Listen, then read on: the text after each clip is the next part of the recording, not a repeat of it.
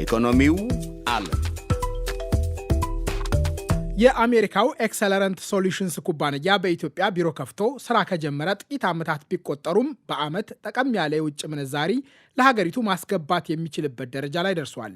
ኤክሰለረንት ሶሉሽንስ የሶፍትዌር ኢንጂነሪንግ ኩባንያ ነው። የኩባንያው የኢትዮጵያ ቢሮ ኃላፊ አቶ መላኩ በሻህ መሰል ተቋማት በሀገሪቱ ቢስፋፉ ላቅ ያለ ፋይዳ ሊኖራቸው እንደሚችል እምነት አላቸው። በመቶ ሺዎች የሚቆጠር አይደለም ቢዝነሱ ትንሽ ግን ገቢው ከፍተኛ። እኛ ከ23 ካምፓኒ 35 ፕሮጀክቶች ነበሩ።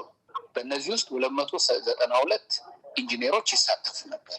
በአመት ከ6 እስከ 7 ሚሊዮን ዶላር ወደ ሀገር ውስጥ እናስገባለን በፎሪን ከረንሲ።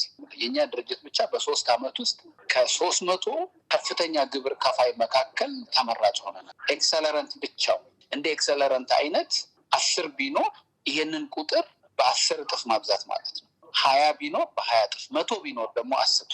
አቶ መላኩ ዛሬ በበርሊን ከተማ የተጀመረውን የኢትዮጵያ ጀርመን ቢዝነስ ፎረም ከሚሳተፉ እንግዶች መካከል ናቸው።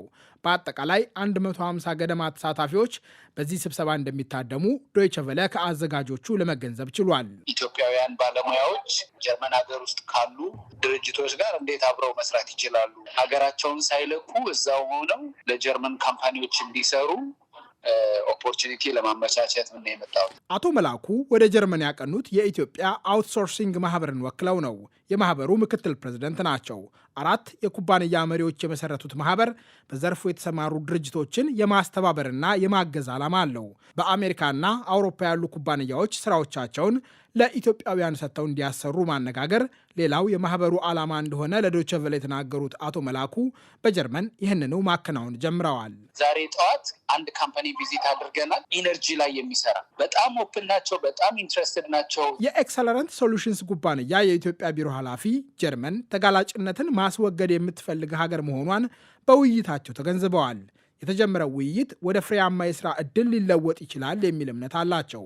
አቶ መላኩን ጨምሮ በዘንድሮው የጀርመን ኢትዮጵያ ቢዝነስ ፎረም በታዳሽ ኃይል፣ በግብርና ውጤቶች ማቀነባበሪያና በዲጂታላይዜሽን ዘርፎች የተሰማሩ ኩባንያዎች ተጋብዘዋል። ከኢትዮጵያ 18 ከጀርመን ከ100 በላይ ኩባንያዎች መጋበዛቸውን ዶይቸ ቬለ ከአዘጋጆቹ ለመገንዘብ ችሏል። የጀርመን አፍሪካ ቢዝነስ ማህበር፣ የጀርመን የንግድና ኢንዱስትሪ ምክር ቤት፣ ኮንራድ አደናወር ፋውንዴሽን እና የጀርመን ፌዴራል የኢኮኖሚ ትብብርና ልማት ሚኒስቴር ያዘጋጁት ነው። ከስብሰባው አዘጋጆች መካከል አንዱ የሆነው የጀርመን አፍሪካ ቢዝነስ ማህበር የምስራቅ አፍሪካ ክፍል ኃላፊ አስማው ኒታርዲ ሁሉም የጀርመን ኩባንያዎች ኢትዮጵያ በአፍሪካ ከመገኘቷ የዘለለ ዝርዝር መረጃ ላይኖራቸው እንደሚችል ለዶይቸ ቬለ ተናግረዋል። ስለዚህ አፍሪካን እንደ አንድ ሀገር ለሚያስቡ የጀርመን ኩባንያዎች ኢትዮጵያን ነጥሎ ማስተዋወቅ አንደኛው ዓላማ ነው። ኢትዮጵያን እንደ ቢዝነስ መዳረሻ እንዴት ማሳየት እንችላለን፣ በዚያ ምን አለ በሚለው ጉዳይ ላይ እናተኩራለን።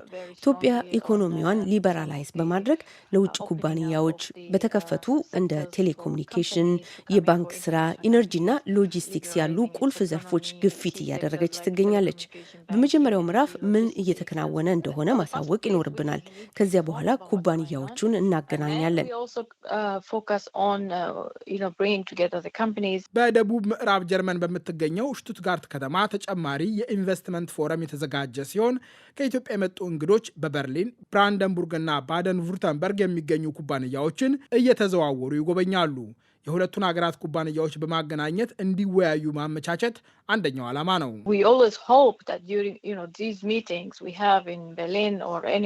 በበርሊንም ይሁን በሌላ ቦታ ያካሄድናቸውና እነዚህን ኩባንያዎች ያገናኘንባቸው ስብሰባዎች አንዳች ውጤት እንደሚያመጡ ሁልጊዜም ተስፋ እናደርጋለን። ወዲያውኑ ከ1 ወር በኋላ መሆን አለበት ማለት አይደለም። የተወሰነ ጊዜ ይወስዳል። ሁለቱን ወገኖች በማገናኘት በዚያ ምን አለ፣ ምን ሊደረግ ይችላል በሚሉ ጉዳዮች ላይ መወያየት ግን በጣም ጠቃሚ የመጀመሪያው እርምጃ ነው።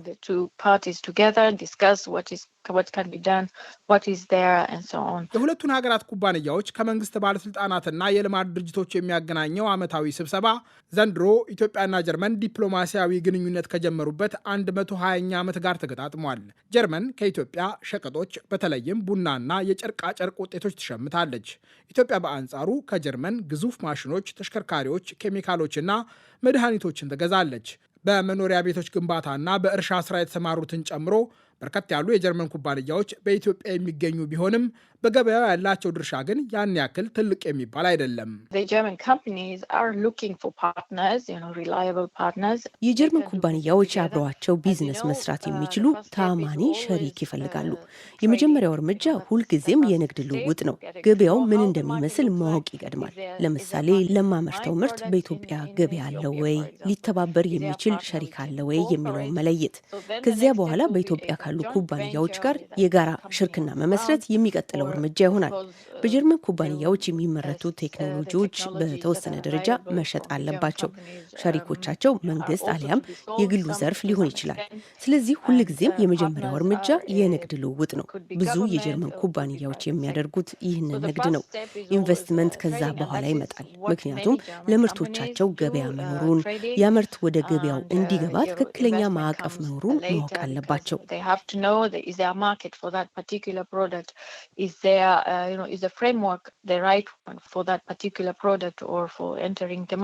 የኢትዮጵያ መንግስት ባለስልጣናት የጀርመን ኩባንያዎችን ቀልብ ለመሳብ በሚደረጉ ስብሰባዎች እየተገኙ ሀገሪቱ ልታቀርብ የምትችለውን የመዋዕለ ንዋይና የገበያ ዕድል ባለፉት ዓመታት ሲያብራሩ ቆይተዋል።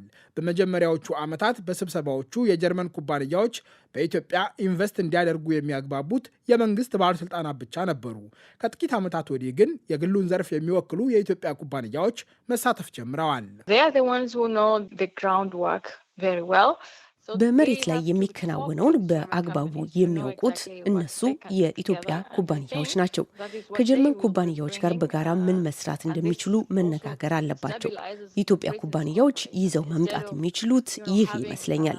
ከጀርመን በቀጥታ በኢትዮጵያ ኢንቨስት ከማድረግ ወይም የጀርመን ኩባንያዎች የቢዝነስ እድሎችን ለማፈላለግ ወደዚያ ከሚሄዱ ይልቅ ይህ የተሻለ ነው። የቢዝነስ ትስስርን ያረጋጋል። ወደ ጀርመን ሲመጡ ሊሰሯቸው ስለሚፈልጓቸው እድሎችና ስለ ትብብር ያስረዳሉ። በዚህ መንገድ የጀርመን ኩባንያዎች ሊገጥሟቸው የሚችል ስጋቶችን በተወሰነ መንገድ ገሸሽ ያደርጋሉ። ስለዚህ እጅግ ጠቃሚው ነገር ጥሩ እምነት የሚጣልበትና ታማኒ አጋር ማግኘት ነው። የኢትዮጵያ ባለስልጣናት ጀርመንን ጨምሮ የአውሮፓ ኩባንያዎችን ገንዘብ፣ እውቀትና ልምድ አጥብቀው ቢፈልጉም ሀገሪቱ የገጠማት የቀውስ አዙሪት ግን ለኢትዮጵያ ኢንቨስትመንት የሚመች አይደለም። በሰሜን ኢትዮጵያ የተካሄደው ጦርነት ግጭት በማቆም ስምምነት ቢገታም በተፈራራሚዎቹ መካከል የተፈጠረው መቃቃር፣ በአማራና በትግራይ ክልሎች የሚካሄዱ ግጭቶች የውጭ ኩባንያዎችንና ባለውረቶችን የሚያሸሹ ናቸው። የጀርመን አፍሪካ ቢዝነስ ማህበር የምስራቅ አፍሪካ ክፍል ኃላፊ አስማውኒ ታርዲ ጉዳዩ ቸል ተብሎ ሊታለፍ የሚችል እንዳልሆነ ይስማማሉ።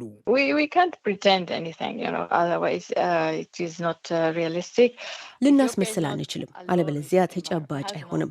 ኢትዮጵያ ዝቅተኛ ስጋት ያለው ከባቢ የላትም። በ2022 ከተፈረመው የሰላም ስምምነት በኋላ ትልቅ ጦርነት አቁሟል። እስካሁን ድረስ አካባቢያዊ ግጭቶችና ከጎረቤት ሀገር ጋር ጭምር ፖለቲካዊ ውጥረቶች አሉ። ይሁንና የፌዴራል መንግስት በዓለም አቀፉ የገንዘብ ድርጅት በዓለም ባንክና ጀርመንን በመሳሰሉ የሁለትዮሽ አጋሮች ድጋፍ ተግባራዊ በሚያደርገው የማሻሻያ አጀንዳ እንደገፉበት ነው። ኢኮኖሚው ከቀጠናዊ አማካኝ በላይ እያደገ ነው። ለኩባንያዎች ይህ ማለት ኢትዮጵያ ከፍተኛ እድል ያለባት ብቻ ሳይሆን ከፍተኛ ተጋላጭነትም ያላት ሀገር መሆኗን ያሳያል። ስለዚህ መሬት ላይ ለመገኘት ስጋቱን መጋፈጥ ያስፈልጋል።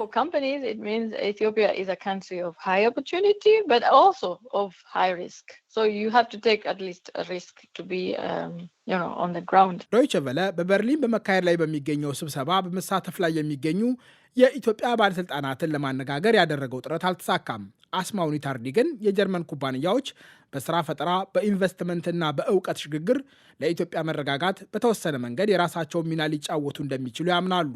ጀርመን የኢትዮጵያ ፌዴራል መንግስትና ህወሀት የተፈራረሙትን ግጭት የማቆም ስምምነት አተገባበርና በግጭት የተጠቁ አካባቢዎችን ለማረጋጋት የሚደረገውን ጥረት በመደገፍ ላይ እንደምትገኝ የሀገሪቱ ውጭ ጉዳይ መስሪያ ቤት አስታውቋል።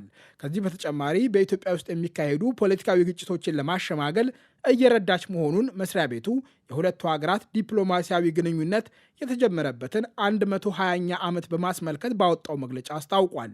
የአውሮፓ ትልቁ የኢኮኖሚ ባለቤት የሆነችው ጀርመን ለኢትዮጵያ ከፍተኛ ሰብአዊ እርዳታ ከሚሰጡ ሀገራት መካከል ትገኝበታለች። አድማጮች፣ የዛሬው መሰናዶ ጠናቀቃ። እሸቴ በቀለ ነኝ። ጤና ይስጥልኝ።